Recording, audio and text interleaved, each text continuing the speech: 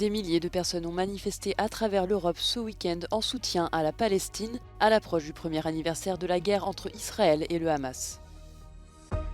À l'occasion du rassemblement annuel du Parti de la Ligue, Matteo Salvini a réuni les leaders de l'extrême droite européenne. Manifestation monstre à Budapest contre la mainmise du gouvernement de Viktor Orban sur les médias. Les observateurs avertissent depuis longtemps sur les pressions exercées sur les médias en Hongrie.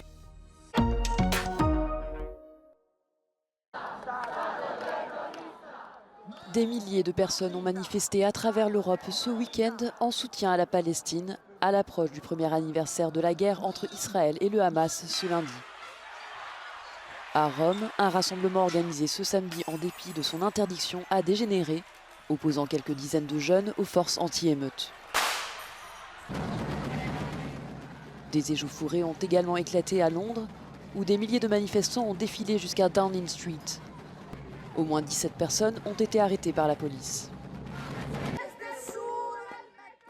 D'autres rassemblements ont eu lieu ce samedi et se poursuivent ce dimanche en solidarité avec les Gazaouis et afin de réclamer un cessez-le-feu, notamment à Madrid, à Belgrade ou encore à Paris.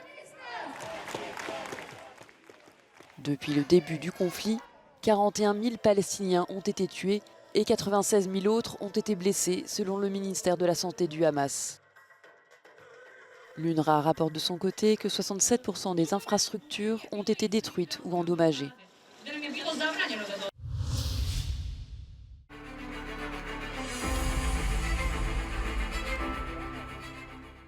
Matteo Salvini used the League Party's annual gathering that is being held here in Pontida, in northern Italy, for a number of reasons. It was certainly a show of strength of the newly formed Patriots for Europe, with leaders of some of the political forces within that group who were invited to join the event, including the Dutch PVV leader Wilders and the vice president of Austria's Freedom Party and the president of Portugal's Chega Party. But the event focused above all on protecting borders, national security. Some of the banners, in fact, read "Protecting borders is not a crime," and very much on the ongoing open arms trial, with Salvini trying to use this event to raise his profile and gain support after Italian prosecutors requested a 6-year jail sentence for refusing to disembark 147 migrants when he was Interior Minister in 2019. And by inviting members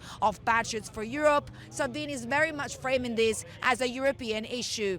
Giorgio Orlandi for Euronews in Pontida. Ils étaient des milliers à s'être rassemblés ce samedi à Budapest devant le siège de la MTVA, la télévision publique hongroise, pour dénoncer la mainmise de l'État sur les médias et une couverture médiatique biaisée, seulement destinée à favoriser le gouvernement populiste de Viktor Orban. Cette manifestation a été organisée par le nouveau visage de l'opposition hongroise, Péter Magyar. Celui-ci a même tenté de s'introduire dans le bâtiment principal pour perturber la diffusion et transmettre en direct les 16 points de son parti TISA pour la réforme des médias avant d'être expulsé. De nombreux observateurs hongrois et internationaux avertissent depuis longtemps sur les pressions exercées sur les médias par le gouvernement de Viktor Orban. Celui-ci aurait favorisé la construction d'un influent empire médiatique pro-gouvernemental en permettant à plusieurs magnats proches du gouvernement d'acheter les principaux journaux, radios et chaînes TV du pays. L'ONG Reporters sans frontières estime que ces opérations ont donné au Fidesz, le parti de Viktor Orban, le contrôle de 80% des ressources du marché médiatique hongrois. Depuis 2021, le dirigeant figure même sur la liste annuelle des prédateurs des médias, une première pour un chef d'État européen. Un navire turc a quitté Istanbul samedi pour entamer une mission de recherche énergétique au large de la Somalie. Pendant 7 mois, l'Oruç Reis collectera des données sismiques afin d'identifier de nouvelles réserves de pétrole et de gaz naturel. Les données seront ensuite envoyées à Ankara pour y être analysées afin d'identifier les sites de forage potentiels. Le navire empruntera le canal de Suez et la mer Rouge avant d'atteindre les eaux somaliennes vers la fin du mois d'octobre. Au début de l'année, les gouvernements turcs et somaliens ont signé des accords d'exploration maritime pour 3 zones offshore.